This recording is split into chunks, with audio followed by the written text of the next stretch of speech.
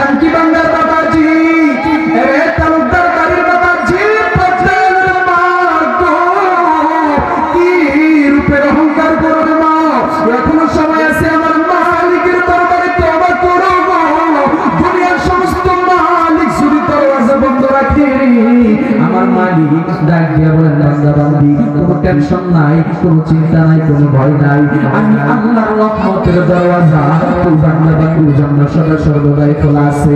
আমি আল্লাহ রাব্বুল আলামিনের দরবারে যদি বান্দা বান্দি তওবা করে, বান্দা আমি আল্লাহ রাব্বুল আলামিনের দরবারে তওবা করতে দেরি, তোর চোখের পানি নাকের ডগায় আসার আগে আগে আমি আল্লাহ তোর তামাম জিন্দেগীর গুনাহগুলি ক্ষমা করতে দেরি হবে না।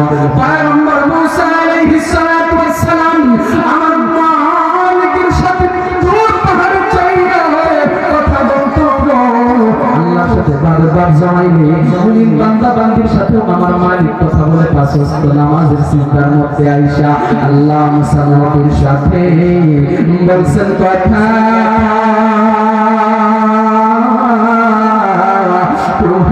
তোরে নিয়া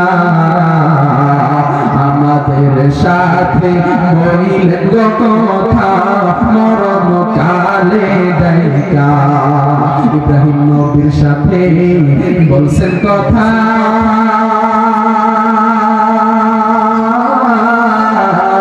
অগ্নিকুণ্ডে নিয়া আমাদের সাথে বলিলেন কথা বিপদ কালে দেখা। আমাদের নবীর সাথে বলছেন কথা,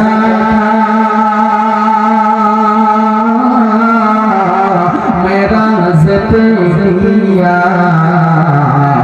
আমাদের সাথে বলিলেন কথা পাঁচ ওয়াক্ত নামাজের সিজদায় আয়েশা।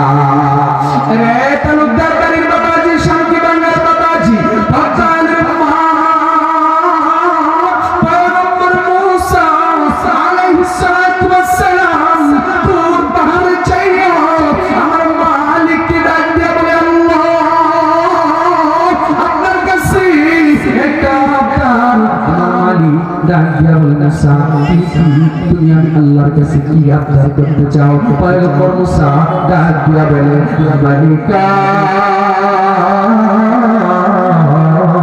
তামাম দুনিয়ার মধ্যে কোন বান্দাটা জাহান্নামী, কোন বান্দাটার নামটা আপনি জাহান্নামের খাতার মধ্যে লেখা রাখছেন, আমি পয়গম্বর মুসা সেই জাহান্নামী বান্দাটাকে একটা নজর দেখতে চাই। আমার মালিক ডাক দিয়া বলে, মুসা আমার বান্দা শত গুনাহ করলেও আমি আল্লাহ আমার বান্দার গুনাহকে তওবা করি নাই, তুমি কেন আমার বান্দার গুনাহগুলি অপেক্ষা করতে চাইতেছো? পয়গম্বর মুসা ডাক দিয়া বলে, মালিকা আমি আপনার বান্দার গুনাহগুলি অপেক্ষা করতে চাই না, একটা নজর দেখতে চাই কোন বান্দাটাকে আপনি জাহান্নামের খাতার মধ্যে ওই বান্দাটাকে ঘৃণা কইরা বান্দাটার নাম জাহান্নামের খাতার মধ্যে লেখা রাখছেন। তবে শর্ত আছে, ও মালিক কি শর্ত?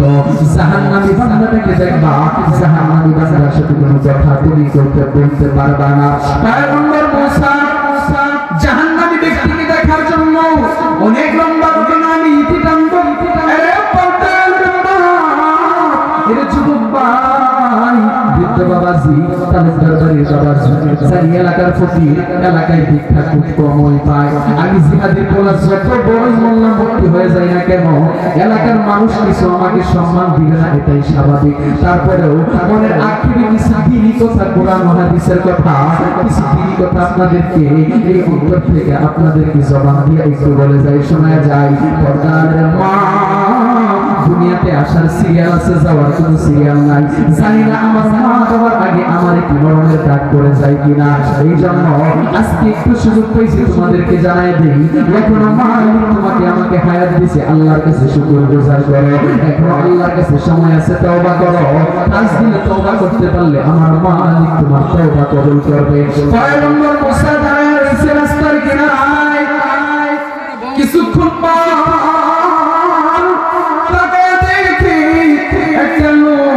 পয়গম্বর মুসার দিকে আগে আসতেছে। যখন মুসার সামনে আয়েশা গেছে, পয়গম্বর মুসার সামনে দাঁড়ায় গেছে। পয়গম্বর মুসা মুসাকে মাথা থেকে পা পর্যন্ত মার করে ভালো করে দেখলো। দেখার পর ডাকিয়া বলে, ভাই যাও যাও, তুমি আল্লাহর কাছে গিয়ে তো জাহান্নামী, তোমাকে উদ্দেশ্য করে লক্ষ্য করে যদি আমার মালিক তোমার আযাব নাযিল করে, আমি মুসা আযাবের মধ্যে শামিল হয়ে যাব। যাও ভাই যাও, আমার সামনে আর তোমার থাকার দরকার নাই। পয়গম্বর মুসা দৌড়ে চলে গেছে। বাবার তোর পাহাড়ে আমার মালিক ডাকতে বলে, আরেকটা প্রাণ আপনার কাছে আমি মুসা করতে চাই। আল্লাহ রাব্বুল আলামিন ডাক দিয়ে বলে, মুসা আবার কি আপনার তুমি করতে চাও? পয়গম্বর মুসা ডাক দিয়ে বলে, আল্লাহ জাহান্নাম বান্দাটাকে দেখতে চাইছি, আপনি দেখাইছেন, এখন আপনার কাছে আমি একটা আবদার করব। তামাম দুনিয়ার মধ্যে কোন বান্দাটাকে ভালোবাসা, কোন বান্দাটাকে পছন্দ কইরা ওই বান্দাটার নাম আপনি আল্লাহ রাব্বুল আলামিন জান্নাতের খাতার মধ্যে লেখা রাখছেন। আমি মুসা আপনার ওই জান্নাতি বান্দাটাকে একটা নজর দেখতে চাই। পয়গম্বর মুসা জান্নাতি ব্যক্তিটিকে দেখার জন্য আবার ওই রাস্তার কিনারায় পূর্বের দিনের মতো দাঁড়ায় গেছে। দাঁড়ায় যাওয়ার পর পয়গম্বর মুসা কিছুক্ষণ দাঁড়ায় রয়েছে। দাঁড়ায় থাকার পর তাকায় দেখে একটা লোক সামনের দিকে আগায় আসতেছে। যখন কাছাকাছি আইসা গেছে, পয়গম্বর মুসা বলে, লোকটাকে তো চেনা চেনা লাগে, ব্যাপারটা কি? যখন পয়গম্বর মুসার সামনাসামনি এসে লোকটা দাঁড়ায় গেছে, পয়গম্বর মুসা বলে, হায় হায় হায়, ব্যাপার কি? বলে, কি ব্যাপার, কি ব্যাপার?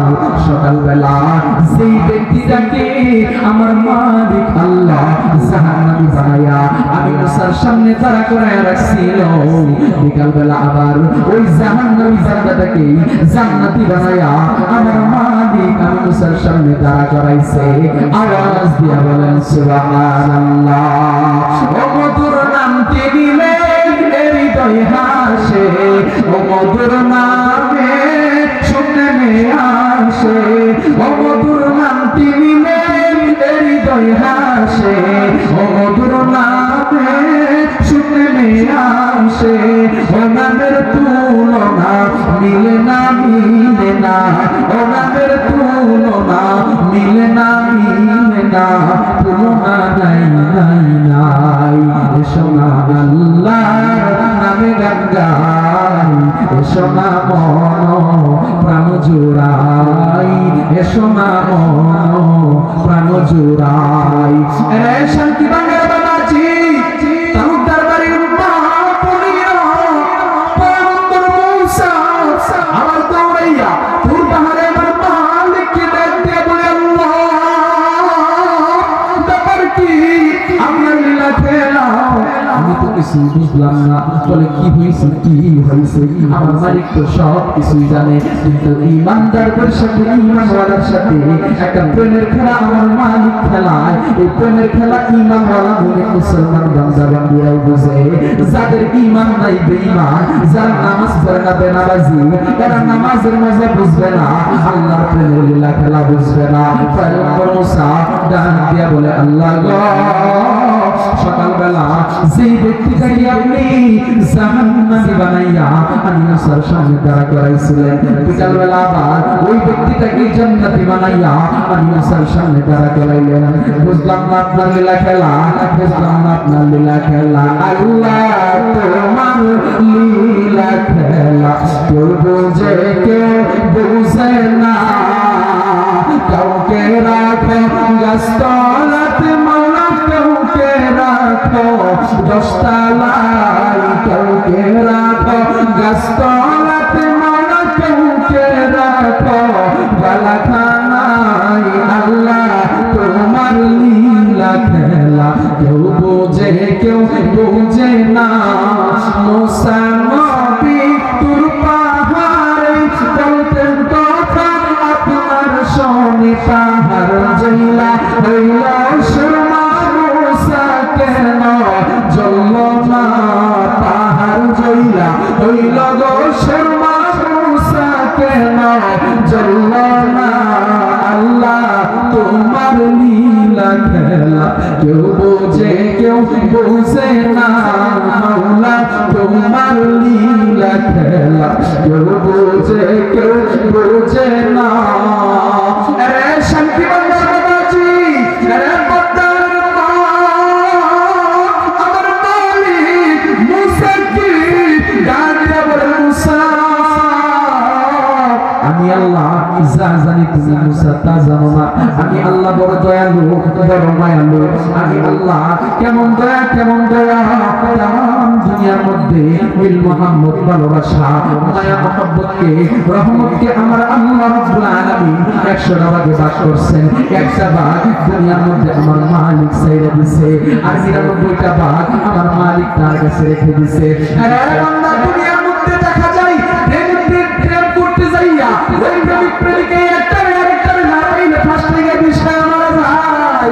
কারণ কি বলে, এই মায়া মহব্বতের যন্ত্রণায় একটার একটারে পায় না, এই জন্য এই দুঃখের যন্ত্রণায় আর তার ভালো লাগে না, সহ্য করতে পারে না। এমন পিস, এমন মায়া, এমন মহব্বত। আহারে, একটু পজিটিভ দিকে দেখায়। এখন যখন দুঃখী মা দেশের মধ্যে, জমিনের মধ্যে, বাড়ির মধ্যে শুয়ে থাকে, সন্তান যদি দেশের জমিনের মধ্যে থাকে, যখন দুঃখী মা মনের মধ্যে আসর করতে পারে, আহারে বুঝি আমার সন্তান বেশি একটা সুখে নাই, বুঝি আমার সন্তান না খেয়ে রয়েছে, হয়তো বাবার কষ্টের মধ্যে আছে। 1% ভালোবাসার পাওয়ার যদি দুনিয়ার মধ্যে এত হয়ে থাকে, 99% ভালোবাসা আমরা মালিক তার কাছে রেখে দিছে। আমার মালিক ডাকতে বলে, মুসা আমি আল্লাহ এত দয়ালু, দয়ালু। দুনিয়ার মানুষগুলো যদি একটা চাকরিজীবী তার কোম্পানির মালিকের কাছে যায়, তার মালিকের সামনে কোম্পানির মধ্যে অপরাধ করলে কোম্পানি থেকে বাহির করে দেয়, সমস্ত মালিকের দরওয়াজা বন্ধ হয়ে যায়। কিন্তু বান্দা যত গুনাহ হই করুক না কেন, আমার মালিক ডাক দিয়া বলে, কুল্লা ইবাদিয়াল্লাযীনা আসরাফু আলা আনফুসিহিম লা তাকনাতু মির রাহমাতিল্লাহ।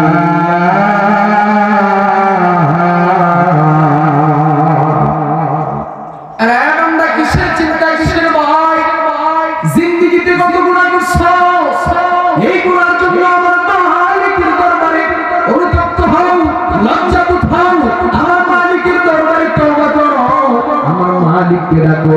তামাম দুনিয়ার সমস্ত কোম্পানির মালিকের দরওয়াজা বন্ধ হয়ে যেতে পারে, আমার মালিক ডাক দিয়ে বলেন, বান্দা বান্দি লও, আমি আল্লাহ রাব্বুল আলামিনের রহমতের দরওয়াজা তুই বান্দা বান্দির জন্য সদা সর্বদা খোলা। আওয়াজ দিয়া বলেন সুবহানাল্লাহ।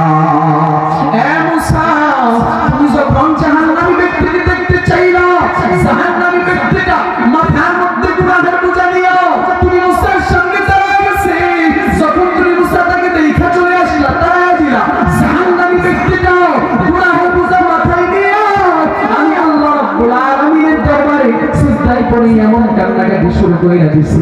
আমি আল্লাহর দরবারে তওবা করে আর কান্নাকাটি করে ডাক দিয়ে বলে, মালিক এত গুনাহ করছি, আজকে গুনাহ করতে করতে তোমার দরবারে ঘৃণিত বান্দা হয়ে গেছি, তোমার দরবারে জাহান্নামী বান্দা হয়ে গেছি। ও আল্লাহ, তুমি যদি ক্ষমা না করো, দুনিয়ার কেউ নাই যে আমাকে জাহান্নামের আগুন থেকে বাঁচাতে পারবে। আল্লাহ, তুমি আমাকে মাফ করে দাও, তুমি আমাকে ক্ষমা করে দাও। তুমি যদি আমাকে মাফ না করো, জাহান্নামের আগুন থেকে বাঁচানোর মতো আমার কেউ নাই। সেই জাহান্নামী বান্দাকে খাওয়ার জন্য তারা তারা এরকম করে গর্জন দিয়ে আসবে। ওই জাহান্নামী বান্দাকে খাওয়ার জন্য জাহান্নামে এক একটা শিকড়ের মধ্যে 70,000 করে ফেরেশতা ধরা থাকবে। এরপরেও জাহান্নামকে ঠিকায় রাখতে পারবে না। আমার মালিক অল্প একটু পানি দিবে, এই পানিটুকু জাহান্নামের গায়ের মধ্যে ছিটিয়ে দেওয়ার সাথে সাথে জাহান্নাম পিছন দিক দিয়ে পালাইতে বাধ্য হবে। ডাক দিয়ে বলবে, আল্লাহ ব্যাপার কি, এইটা কিসের পানি? এটা কি জমজমের পানি নাকি? এটা কি আবে হায়াতের পানি নাকি? এটা কি হাউজে কাউসারের পানি নাকি? ব্যাপার কি, এইটা কিসের পানি? যেই পানি জাহান্নামী গায়ের মধ্যে ছিটিয়ে দেওয়ার সাথে সাথে জাহান্নাম উল্টো দৌড় শুরু করছে। এক একটা শিকড়ের মধ্যে 70,000 করে ফেরেশতা জাহান্নামকে ধরে রাখতে পারে না। জাহান্নামকে বান্দার জন্য খাওয়ার জন্য এরকম করে আগায় আসতেছে। আর ওই জাহান্নামের গায়ের মধ্যে অল্প একটু পানি ছিটিয়ে দেওয়ার সাথে সাথে জাহান্নাম দৌড়ে ছুটে চলে গেল। ব্যাপারটা কি? আমার মালিক ডাক দিয়ে বলে, আমি আল্লাহ এত দয়ালু জানি, ওই যে শুয়ে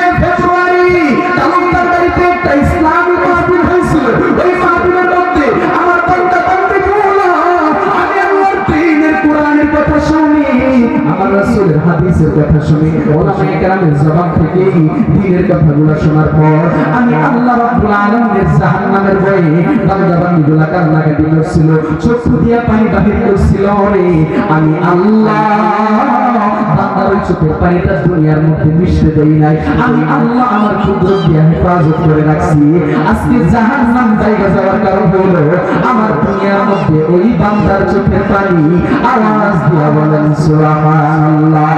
আরে পয়গম্বর মুসা, আমি আল্লাহ রাব্বুল আলামিনের দরবারে যখন আমার জাহান্নামী বান্দা আমি আল্লাহর দরবারে গুনাহের বোঝা মাথায় নিয়ে এরকম করে তওবা করতেছে, কান্নাকাটি করতেছে। একটা সময় আমি আল্লাহ রাব্বুল আলামিনের রহমতের দুনিয়ার মধ্যে ঝড় শুরু হয়ে গেছে, জোশ মেরে গেছে। ওরে মুসা, আমি আল্লাহ যেমন রাগী, আমি আল্লাহর দয়াটা তার চাইতে বেশি। আরে মুসা, আমি আল্লাহ আর সহ্য করতে পারি নাই। বান্দার গুনার জন্য বান্দা এত মন্তব্য হইতেছে, কান্নাকাটি করতেছে, তওবা করতেছে।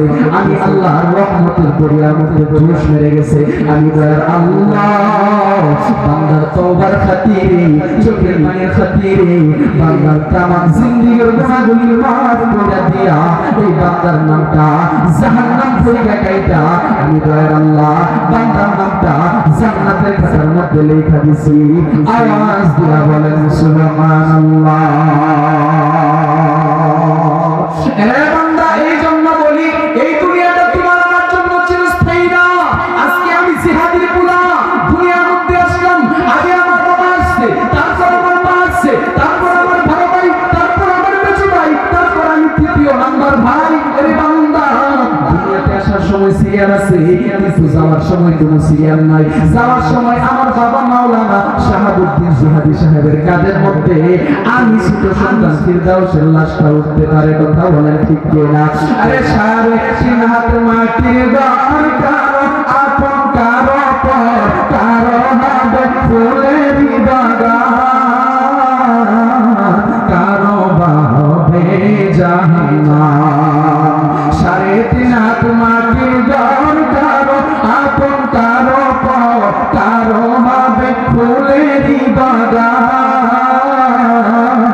কারো বা হবে জাহান্নাম। আর কঠিন হবে সেই দিন তোমার না থাকিলে নেকি, কঠিন হবে সেই দিন তোমার না থাকিলে নেকি। ওই কবরে যেতে হবে, থাকবে না কেউ সার। দুনিয়া টাকা পয়সা বিশাল অট্টালিকা ধন সম্পদ বাজারে তুমি মারা যাও, তোমার আদরের ফুলের সন্তানই পরের দিন হয়তো বা ওই মুন্সি দাওয়াত করবে লিল্লাহ খাওয়ানোর জন্য, কারণ এখন তো একটা রসুন হয়ে গেছে লিল্লাহ। আরে জাতা থাকতে আর কয় না, দুইটা হুজুর আইনে দোয়া করে খাওয়ায় দেই। মারা গেলে একটা গরু জবাই করে এক গ্রামের মানুষ খাওয়ায় দেয়, তার মানে বোঝা যায় মারা গেলে তুমি মহা খুশি হয়ে গেছো। না রে বান্দা, তুমি দুনিয়াতে যা কিছু রেখে গেছো, তুমি মারা যাওয়ার পর তোমার এই টাকা পয়সা ধন সম্পদ বিশাল বড় অট্টালিকা কবরের মধ্যে যাবে না। কিয়ামতের ময়দানে তোমার এই নেতা খেতার কোনো দাম হবে না, এই অট্টালিকার কোনো দাম নাই। দেখবে বান্দার আমল নামার মধ্যে গুনাহ কতটুকু আর নেক আমল কতটুকু। বান্দা বান্দি যখন নেক আমলগুলো বেশি করবে, নেক আমলগুলো বেশি থাকবে, আমার দয়া আল্লাহ বান্দাগুলোকে তার দয়া দিয়া নেক আমলের কারণে আমার মাহবুব তার দয়া দিয়া বান্দাকে মাফ করে দিয়া জান্নাতের মধ্যে ঢুকায়া দিবে। এই জন্য বলি বান্দাদের এখনো সময় আছে, আমার মালিকের ইবাদত বন্দেগী করো, অবস্থায় চলো। আমি আর কোনো আলোচনা করবো না, মাগরিবের সময় হয়ে গেছে, এখন আমি আলোচনা শেষ করে দিব। তবে শেষবারের মতো একটা কথা বলে যাই, পর্দার মা তোমরা তো সাক্ষী, আমার একটা সময় গেছে আমি ফিরদাউস তোমাদের বাড়ির মধ্যে আইসা নাচানাচি করছি, গান গাইছি। এটা পর্দার মা, জাহান্নামী পরিবেশ থেকে আমার মালিক আজকে জান্নাতি পরিবেশের মধ্যে ঢুকায় গেছে। দোয়া করবা আমার মালিক যেন আমার এলেমে আমলে বরকত দান করে। সর্বপ্রথম দোয়া চাই আমার উস্তাদদের জন্য, যাদের খিদমত যাদের উসিলায় আজকে আমার মালিক এই পর্যায়ে আনছে। আমার মা বাবার জন্য দোয়া করবেন, আমার মা বাবাকে যেন আল্লাহ নেক হায়াত দান করে। আরে পর্দার মা যুবক ভাই, শেষবারের মতো একটা হাদিস শোনা চাই। আমার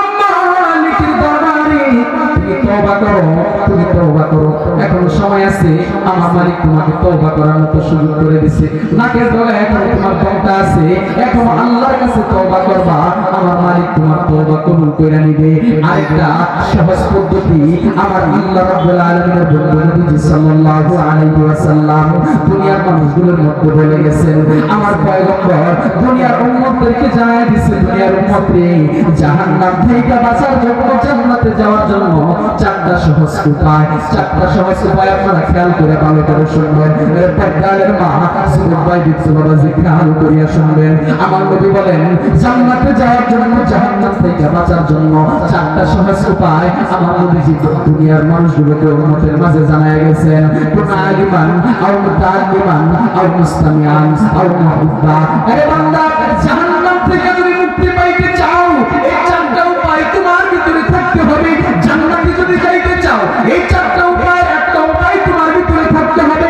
এক নাম্বার কোন আলিমান, তুমি আলেম হও, আর না হয় মুতাআল্লিমান, আলেম হইতে না পারলে আলেমের ছাত্র হও।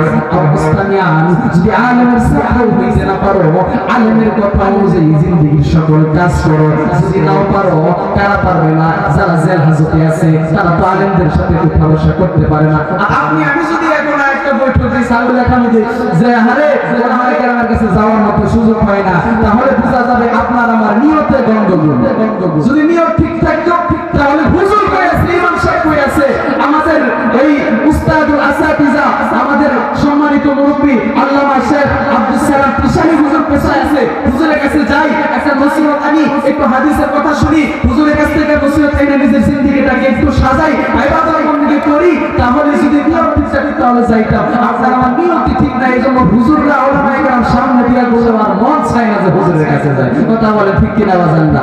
এইজন্য বলি আমার আল্লাহ রাব্বুল আলামিনের বন্ধু নবীজি সাল্লাল্লাহু আলাইহি ওয়াসাল্লাম জানায় দিলেন, হে বান্দা, যদি জান্নাত থেকে মুক্তি পাইতে চাও, জান্নাতে যদি যাইতে চাও, আমি নবীজি তোমাদের মধ্যে চারটা সহজ উপায় বলে গেলাম। এক নম্বর উপায় জান্নাতে যাওয়ার জন্য, জাহান্নাম থেকে মুক্তির জন্য কোন আলিমান, তুমি আলেম হও, আও মুতাআল্লিমান, না হয় আলেমের ছাত্র হও, আও মুস্তামিআন, না হয় আলেমের কথা অনুযায়ী তোমার তামাম জিন্দেগীর সকল কাজ করো। যদি তাও না হয়, মানে যদি তাও সুবিধা ওরকম ভাবে না হয়, আও মুহিব্বা, তুমি বান্দা তোমার অন্তর থেকে উলামায়ে কেরামকে মহব্বত করো।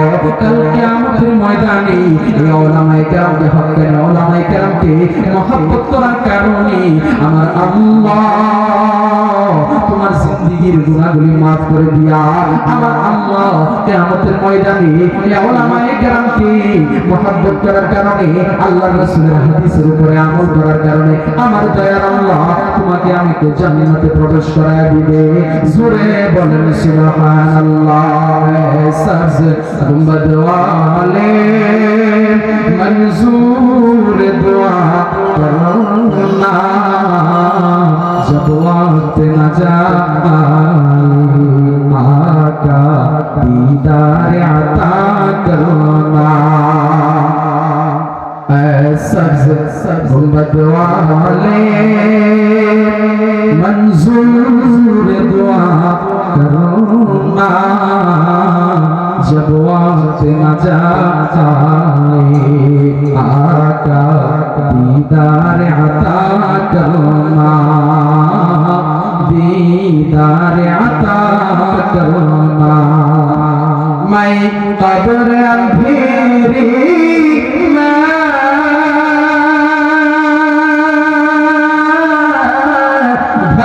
घबराऊंगा जब तन्हा,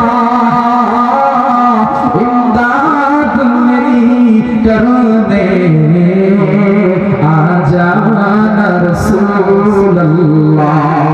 मैं कब्र अंधेरी में घबराऊंगा जब तन्हा, इमदाद मेरी करने आ जाना रसूल अल्लाह। रोशन मेरी तुरबत को लिल्लाह ज़रा करना, जब वक्त न जाए आका दीदार अता करना। তোমায় পাওয়ার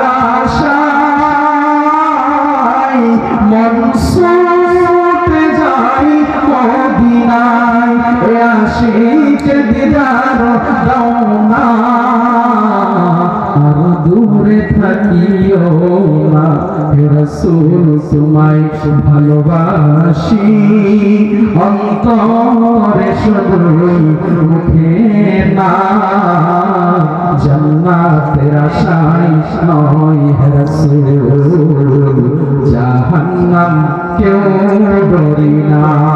যতটুকু আলোচনা করলাম বলবে আদৌ আমি গুনাহগারের পক্ষ থেকে, ভালো কথাগুলি আল্লাহ রাব্বুল আলামিনের পক্ষ থেকে, আমার ভুলগুলি শুধরাইয়া আল্লাহ রাব্বুল আলামিন যেন তার ভালোগুলি আমল করার মতো তৌফিক দান করেন। সবাই বলি আমিন।